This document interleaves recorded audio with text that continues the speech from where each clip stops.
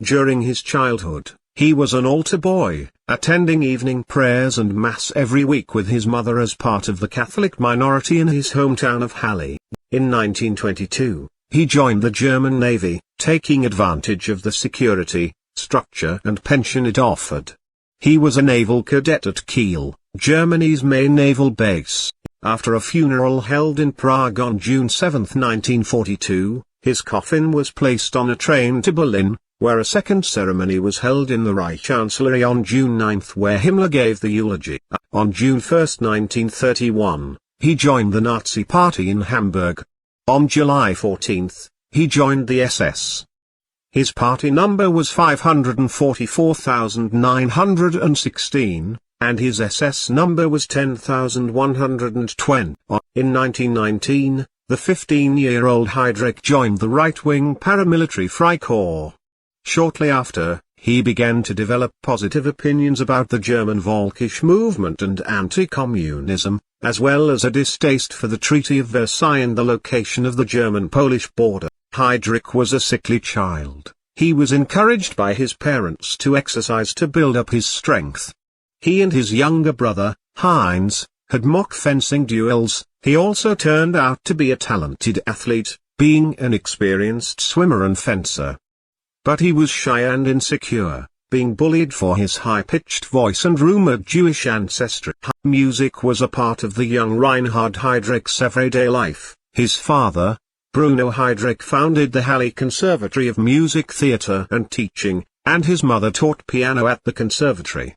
As the oldest son, Reinhard was expected to inherit his father's music conservatory and was trained in music by his father, learning the piano and violin by the time he was 6 years old. In 1931, Heinrich Himmler began setting up a counterintelligence division of the SS. He agreed to interview Heydrich, but cancelled their appointment at the last minute due to illness.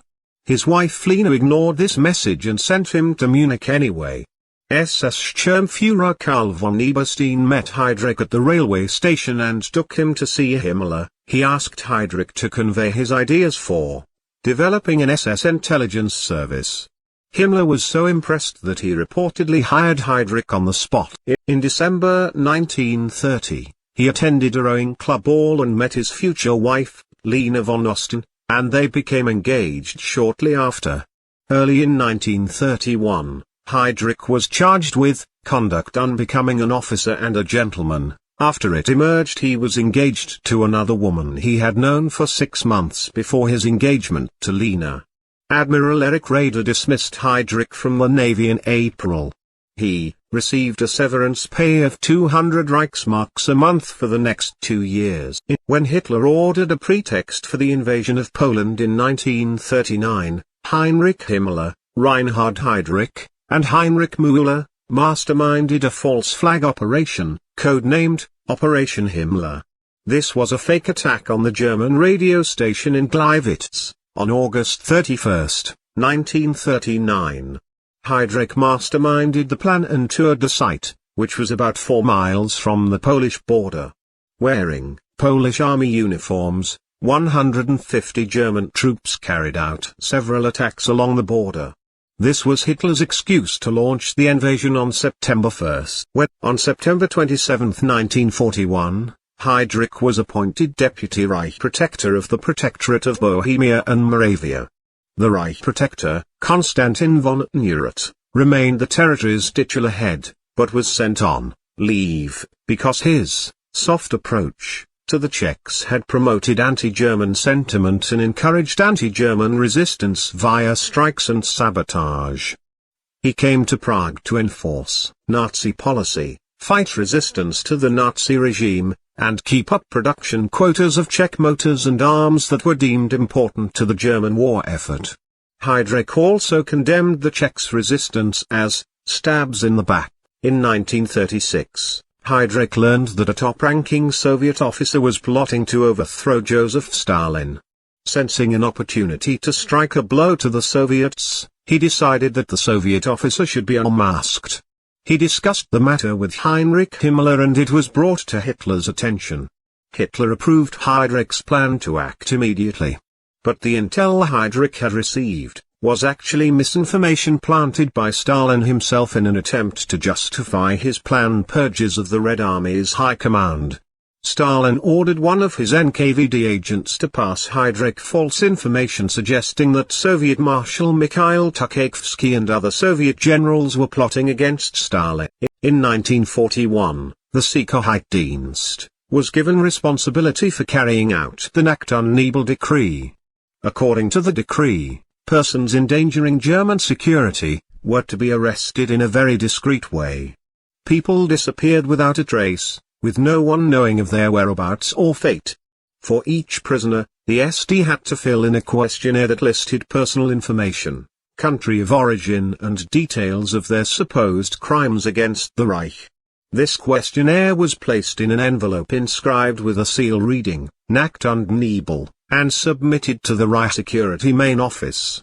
In the camp files, these prisoners would be given a special, covered prisoner code as opposed to the code for prisoner of war, Jew and Gypsy.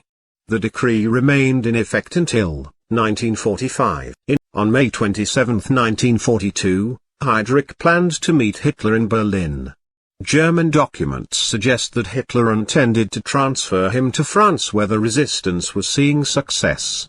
To get from his home to the airport, he would have to pass a section where the Dresden-Prague road merges with a road to the Troja Bridge. The junction in the Prague suburb of Liban was well suited for the attack because drivers have to slow for a tight bend. As Heydrich's car slowed, Josef Gabčík took aim with a Sten submachine gun, but it jammed and failed to fire. Heydrich ordered his driver to stop and attempted to confront Gabčík. Jan Kubiš threw a converted anti-tank mine at the car as it stopped, landing against the rear right wheel. The explosion ripped through the right rear bumper and wounded Heydrich, with metal fragments and fibers from the seats causing serious damage to his left side. He received major injuries to his diaphragm, spleen and a lung, as well as broken ribs. After Kubiš fled, Heydrich ordered his driver to chase Gabčík on foot, but Gabčík shot him in the leg before escaping. Heydrich himself was placed on his stomach in the back of a delivery van, and taken to the emergency room at Bulovka Hospital. On June 3, the day after Himmler's visit, he fell into a coma and never regained consciousness. He died on June 4, 1942, and an autopsy concluded he had died of sepsis.